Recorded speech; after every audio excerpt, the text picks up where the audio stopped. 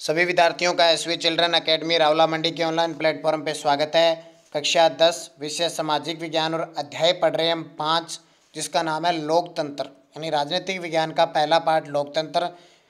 तो इसमें हमने लगभग चर्चा कर ली लोकतंत्र क्या होता है, इसके गुण क्या होते हैं, इसके दोष क्या होते हैं, प्रकार, रूप, प्रत्यक्ष अप्रत्यक्ष सारी बातें पढ़ ली।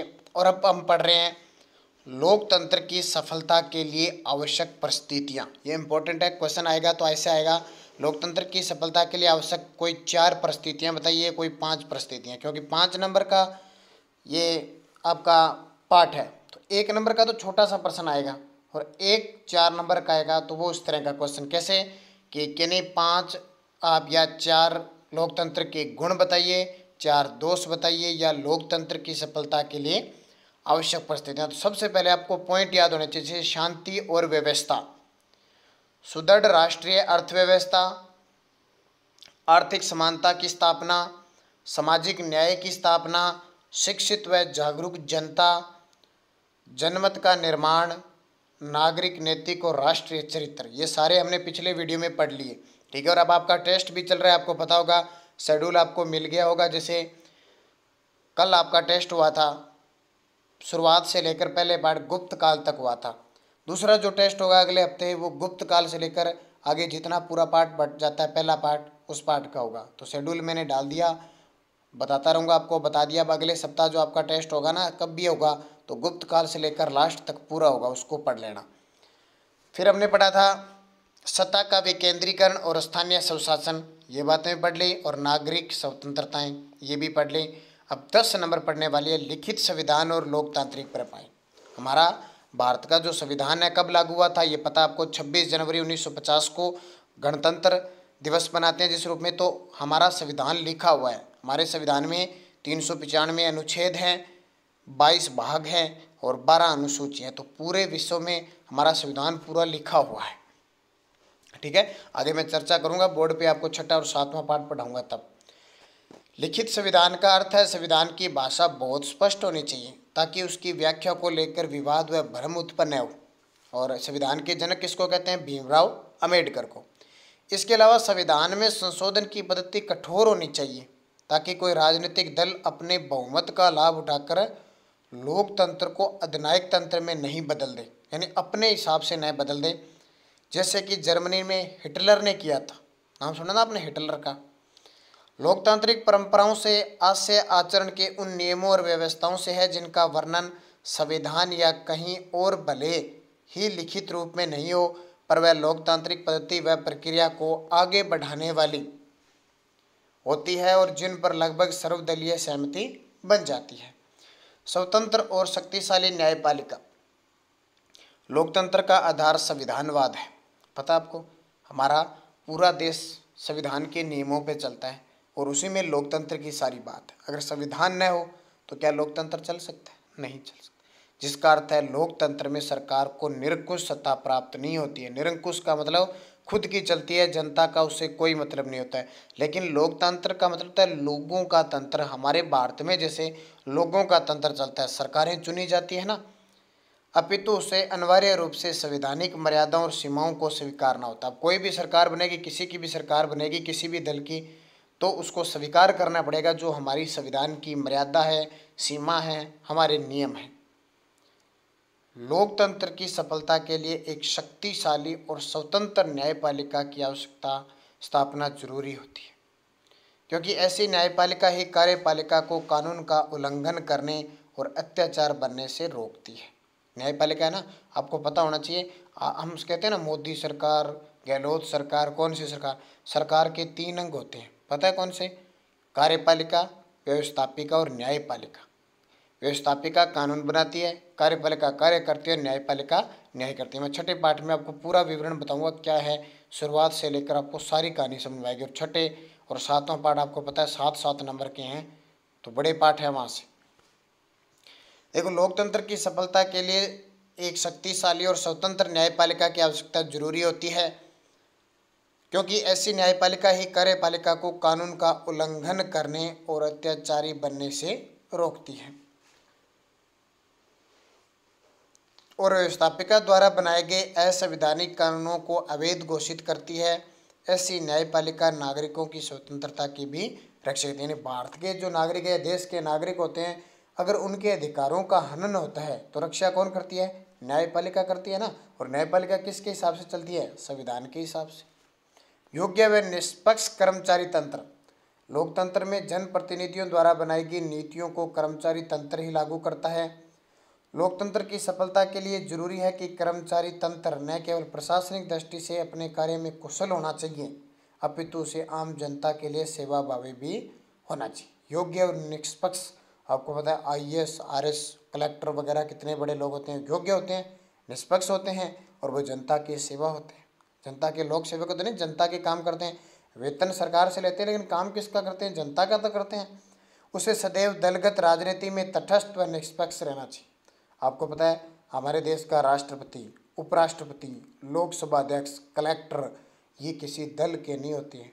एक बार तो इनका दल होता है, लेकिन जब ये इन पद पे पहुंच जाते हैं इनका कोई दल नहीं होता है। ये सब सिर्फ इनका काम होता है जनता की रक्षा करना। 13 नंबर, स्वस्थ और सुसंगठित दलीय व्यवस्था। यानी दल होने चाहिए। दल का मतलब क्या है? भाजपा, कांग्रेस, माकपा, ये सारे जितने भी है ना, जनता दल, ये पार्टियां हैं, इनको दल कहते हैं।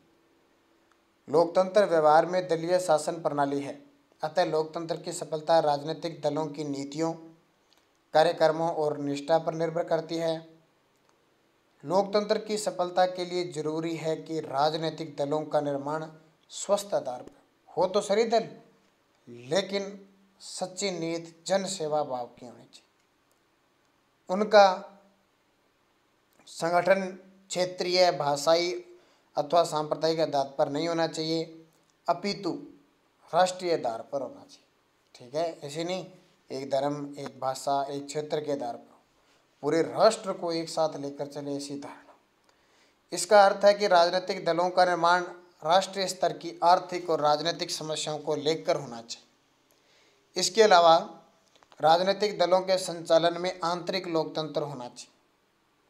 समय समय पर दलों में आंतरिक चुनाव होने चाहिए। उन्हें अनुशासनहीन और दल बदलुओं को अपना सदस्य नहीं बनना चाहिए। होता है ना, अपने 5 साल बाद चुनाव होते ही होते हैं, फिक्स है। चाहे नीचे से ले लो, आप सरपंच ले लो, प्रधान के ले लो, उसके बाद में जिला परिषद के ले लो, विधायक बनते हैं, सांसद बनते हैं, मुख्यमंत्री बनते हैं, सबके चुनाव होते हैं ना। तो वो है सब और सुसंगठित दलीय व्यवस्था। योग्य व निष्ठावान राजनेता होना चाहिए। लोकतंत्र की सफलता के लिए योग्य, बुद्धिमान तथा लोकतंत्र में निष्ठा वाले राजनीतिज्ञों का होना बहुत जरूरी है। ऐसे राजनीतिज्ञ ही राष्ट्रीय समस्याओं का शांतिपूर्ण और लोकतांत्रिक हल ढूंढने में समर्थ होते हैं। यदि राजनीतिज्ञ भ्रष्ट होंगे, अवसरवादी, झूठे होंगे, सत्ता के लोभी होंगे, समर्थकों को अनुचित लाभ पहुंचाने वाले और कुत्सित भावनाओं को भड़काने वाले होंगे, यानी इस तरह की संगतों को भड़काने वाला, तो वे लोकतंत्र को भीड़ तंत्र में बदल देते हैं और देश के सामने नेतृत्व का संकट पैदा हो जाता है। पार्टियां होती है ना, एक दूसरे को कोसती रहती है, एक दूसरे का अपमान करती रहती है, एक दूसरे के विरोध में जाती है। तो ऐसा नहीं होना चाहिए। कोई राजनेता नेता बने, योग्य हो, निष्ठावान हो। सार्वजनिक हित की राष्ट्रीय योजनाएं। देखिए, विकासशील देशों में लोकतंत्र की सफलता के लिए जरूरी है शासन द्वारा ऐसी राष्ट्रीय लोकतंत्र योजनाएं बनाई जाए जो एक और कृषि और उद्योगों के संतुलन विकास में सहायक हो, राष्ट्रीय की आय की वृद्धि हो, समाज के श्रमिक वर्ग और कमजोर वर्ग के जीवन स्तर को ऊंचा उठाने में सहायक हो। और लास्ट 16 नंबर, आधारभूत मामलों में राष्ट्रीय सहमति। तो लोकतंत्र की सफलता के लिए अत्यंत जरूरी है कि आधारभूत मामलों पर समाज के बहुसंख्यक, यानी बहुत सारे संख्या में, और अल्पसंख्यक होते हैं बहुत कम, वर्गों और राजनीतिक दलों में सहमति हो। ठीक है, तो ये 16 पॉइंट है। अब क्वेश्चन में पूछ सकता है कि 5 पूछ सकता है, 7 पूछ सकता है, 10 पूछ सकता है, ज़्यादा से ज़्यादा 16 के 16 तो नहीं पूछेगा, ध्यान रखना। आपको याद करने 16 के 16, ताकि किसी भी प्रकार का क्वेश्चन आ जाए 16, जिनमें से 5 तो आपको ऐसे पढ़ने हैं कि एकदम क्लियर हो जाए, क्योंकि 4 नंबर का क्वेश्चन देना है तो वो कहीं से भी दे सकता है। इनको याद करना, ये पार्ट लोकतंत्र का पूरा हो चुका है हमारा। कल से हम एक बड़े पार्ट की तरफ बढ़ेंगे, केंद्र सरकार, जिसका नाम होगा बहुत ही इंपॉर्टेंट और एक एक बारीक से चीज़ें समझने वाली होगी। ठीक है, तो इसके क्या क्वेश्चन है थोड़े देख लेते हैं। यहाँ याद रखना, लोकतंत्र शब्द का अर्थ है डेमोस या क्रेटिया प्लस क्रेटिया, जनता की शक्ति और जनता का शासन है। याद रखना क्वेश्चन आ सकता है, लोकतंत्र का अर्थ बताइए। आधुनिक युग में लोकतंत्र उदारवादी बौद्धिक आंदोलन की देन है।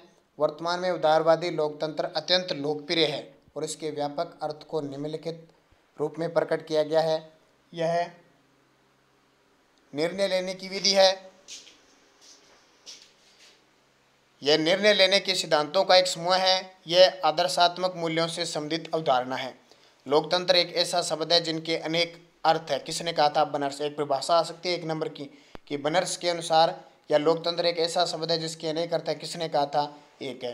फिर क्वेश्चन आ सकता है लोकतंत्र के 4 रूप कौन कौन से? एक नंबर का क्वेश्चन आ सकता है, जैसे राजनीतिक लोकतंत्र है, इसके 2 रूप है, राज्य के लोकतंत्र में और शासन के लोकतंत्र में। ठीक है, फिर आ सकता है लोकतांत्रिक शासन के 2 प्रकार, प्रत्यक्ष और अप्रत्यक्ष। ठीक है, अप्रत्यक्ष में 2 रूप है, संसदीय और अध्यक्षात्मक। फिर आ सकता है राजनीतिक लोकतंत्र के आधारभूत विशेषताएं। तो ये किससे क्वेश्चन आ सकता है? एक नंबर का और एक 4 नंबर का, उसी हिसाब से आपको तैयारी करनी है। ठीक है, तो ये पढ़ लेना, सारे इन महत्वपूर्णों को और पढ़ लेना। जैसे ये आ गया, आपको प्रश्न करने हैं सारे के सारे जितने दे रखे हैं, इसके अंदर छोटे छोटे क्वेश्चन हैं, तो यहाँ से बढ़िया तरीके से पढ़ेंगे। कल हम पढ़ेंगे इंपॉर्टेंट पार्ट, सरकार क्या होती है, केंद्र सरकार क्या होती है, राज्य सरकार क्या होती है। तो इसको मैं आपको बोर्ड पे पढ़ाऊंगा, तब तक आप इस पार्ट को सारी चीज़ें पढ़ लेना ताकि आपका कोई क्वेश्चन आए तो गलत न हो जाए।